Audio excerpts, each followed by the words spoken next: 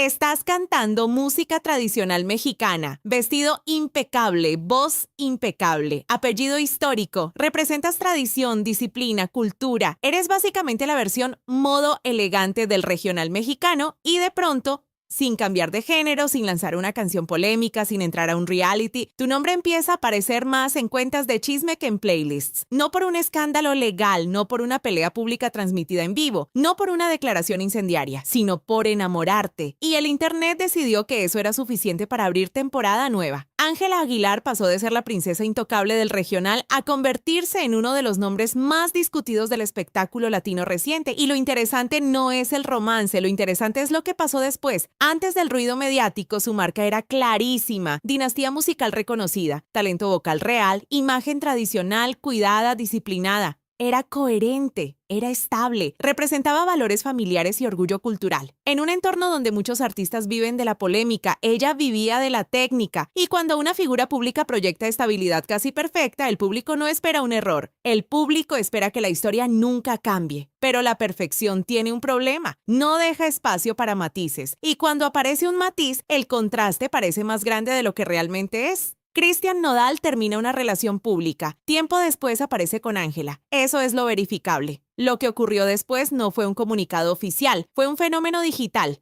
TikTok activó el modo detective, Twitter activó el modo tribunal, Instagram activó el modo opinión experta sin credenciales. ¡Qué rápido! Los tiempos no cuadran. Seguro ya había algo. ¿Había pruebas contundentes? No. ¿Había percepción?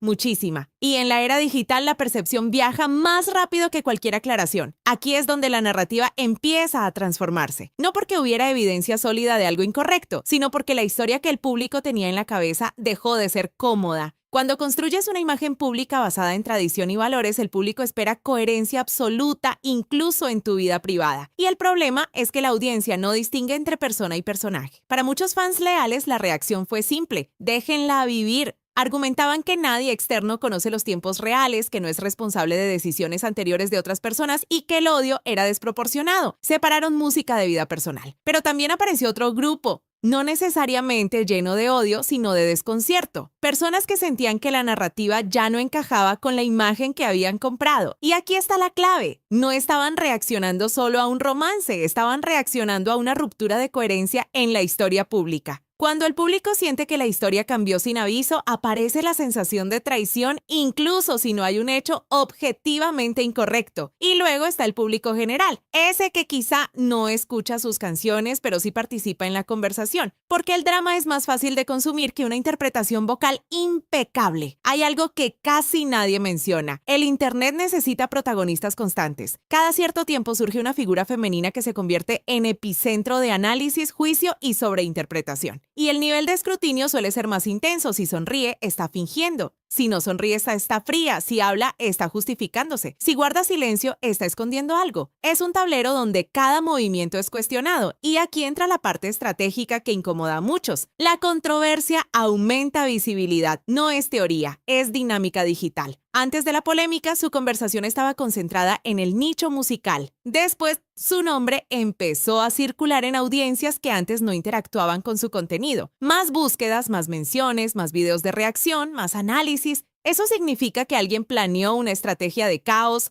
No hay evidencia para afirmarlo. Pero sí podemos afirmar algo: el algoritmo recompensa el ruido. No distingue entre elogio y crítica, solo mide interacción. Y aquí viene la pregunta incómoda: ¿qué es más peligroso para una figura pública? ¿Que hablen mal o que no hablen?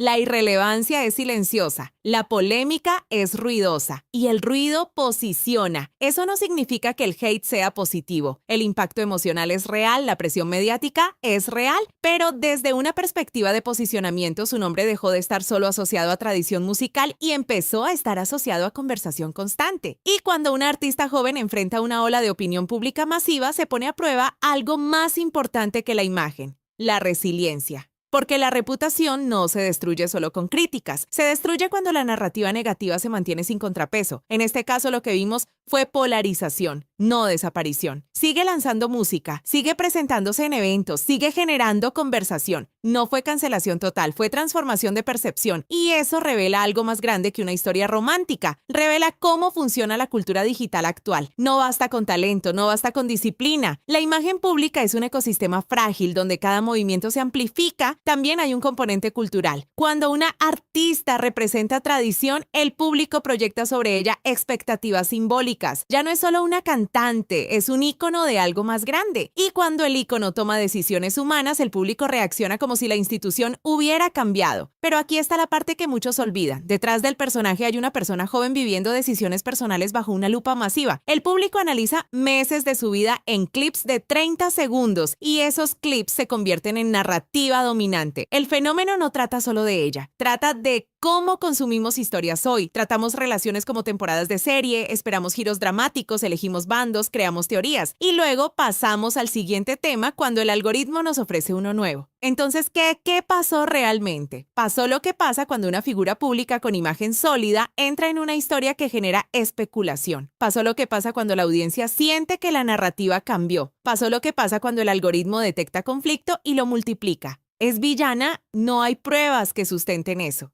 ¿Es víctima absoluta? Tampoco es tan simple. Es un artista joven en un ecosistema donde la atención es moneda. Lo que sí es claro es que su nombre ahora pesa más en conversación general que antes. Y eso cambia su posicionamiento. Ya no es solo la voz impecable del regional. Es una figura que genera debate. Y en la economía digital, el debate sostiene relevancia. El verdadero giro no fue el romance. Fue el cambio de narrativa pública. Porque la reputación no es lo que tú dices que eres. Es lo que la conversación colectiva decide repetir. Y en este momento, la conversación no es silenciosa. La pregunta final no es si el público tiene derecho a opinar, siempre lo hará. La pregunta es, ¿qué aprendemos como audiencia? ¿Estamos reaccionando a hechos o a percepciones? ¿Estamos juzgando decisiones reales o historias que nosotros mismos armamos? En el 2026, la fama no se mide solo en premios o ventas. Se mide en cuánto tiempo resistes en el centro del ruido sin desaparecer. Y hasta ahora, ella no ha desaparecido. Sigue ahí cantando, generando conversación, dividiendo opiniones. Y te voy a decir algo con cariño. En 2026 el Internet tiene memoria selectiva.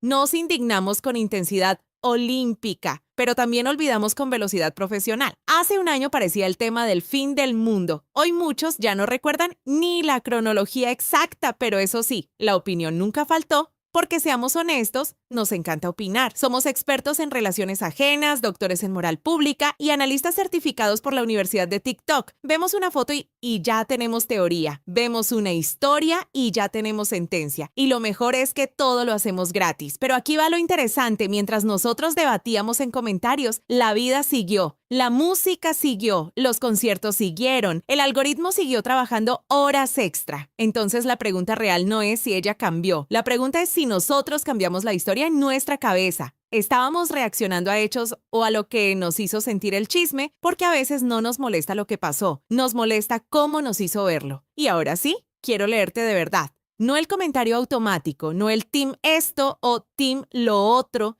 Quiero saber qué piensas hoy, con perspectiva, sin el calor del momento. ¿Crees que todo fue exageración colectiva? ¿Crees que su imagen sí se transformó para siempre? ¿O crees que el Internet simplemente necesitaba entretenimiento y ella estaba en el lugar equivocado en el momento perfecto? Escríbelo abajo, con humor si quieres, con sarcasmo si te nace, pero con argumento, porque en 2026 la reputación ya no la deciden las revistas, la decidimos nosotros desde el teclado entre café y notificaciones. Te leo. Y esta vez el espectáculo continúa en los comentarios.